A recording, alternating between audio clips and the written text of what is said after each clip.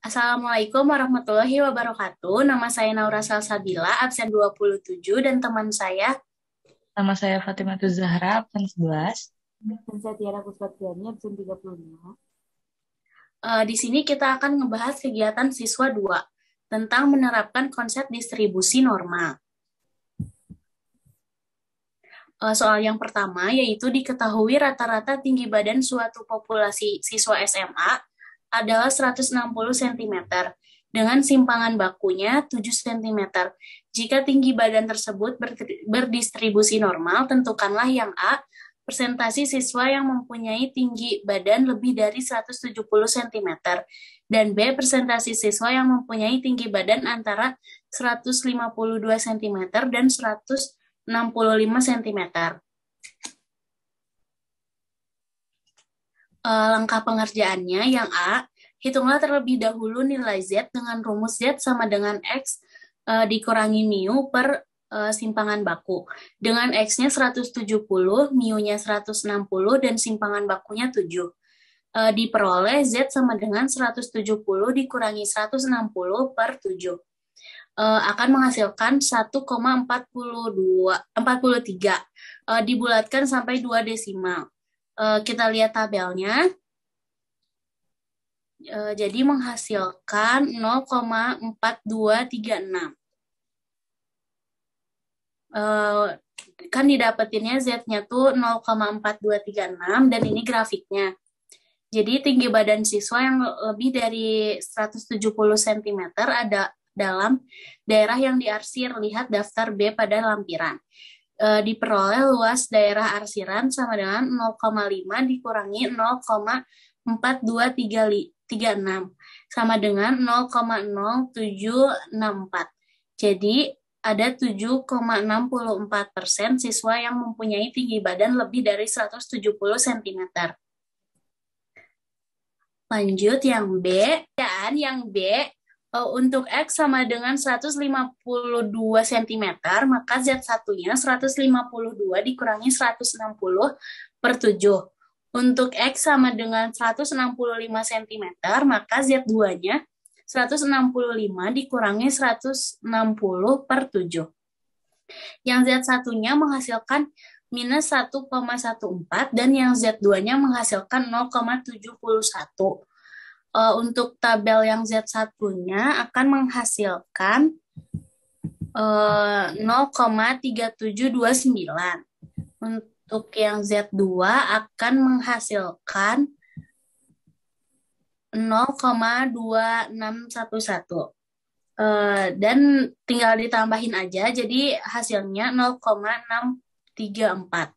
Jadi banyaknya siswa yang tinggi badannya antara 152 cm dan 165 cm adalah 63,4%. Oke, aku bakal lanjut bahas nomor 2, di mana soalnya terdapat distribusi tingkat kolesterol pada remaja biasa didekati oleh distribusi normal dengan mu sama dengan 180 dan simpangan baku sama dengan 30.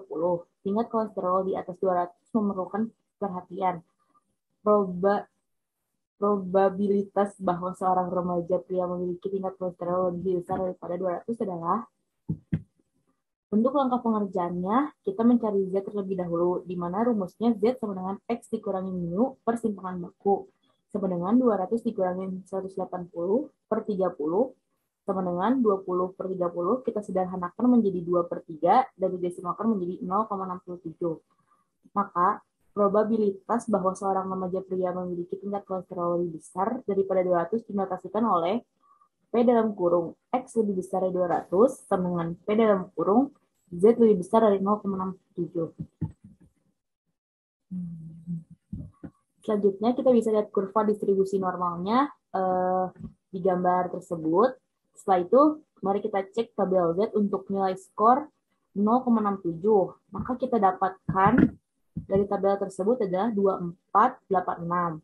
Selanjutnya kita mencari luas daerah yang diarsir, yaitu dengan rumus P dalam kurung Z lebih besar dari 0,67 kurung tutup sama dengan P kurung buka Z lebih besar dari 0,67 kurung tutup dikurangi P 0 lebih kecil dari Z lebih kecil dari 0,67. sama dengan 0,5 dikurangin 0,2486 sama dengan hasilnya 0,514. Gimana teman-teman? Bisa dimengerti? Bisa.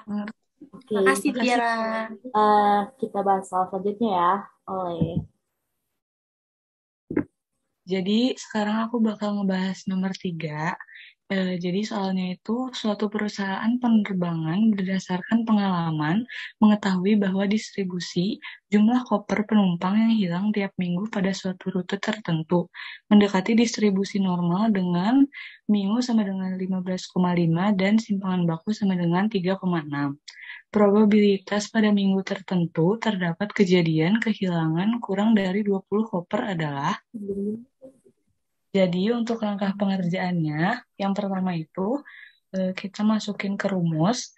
Yang pertama itu ada Z sama dengan X kurang mu per simpangan baku. Jadi 20 di 15,5 per 3,6. Jadi 4,5 per 3,6 dan hasilnya itu 1,25. Kemudian, probabilitas pada minggu tertentu terdapat kejadian kehilangan kurang dari 20 koper dinotasikan oleh P dalam kurung X lebih kecil dari 20 sama dengan P Z lebih kecil dari 1,25. Kurva distribusi normalnya itu ditunjukkan pada gambar di samping. Nah, kita bisa lihat di sini tabelnya menunjukkan. Nah, di sini tabelnya itu menunjukkan 0,3944.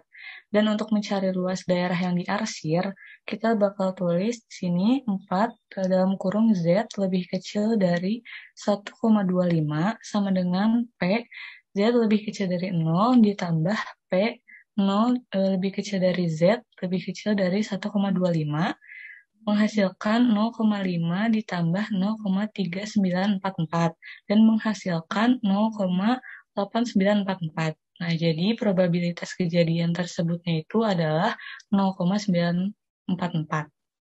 Jadi gitu aja. Gimana teman-teman? Ngerti nggak? Sangat mengerti, sangat jelas sekali Pak mengerti. Iya, mengerti. Terima kasih, Rara. Terima kasih kembali. Mungkin kita cukupkan pembahasannya sampai sini mengenai penerapan konsep distribusi normal. Sekian dan terima kasih. Wassalamualaikum warahmatullahi wabarakatuh.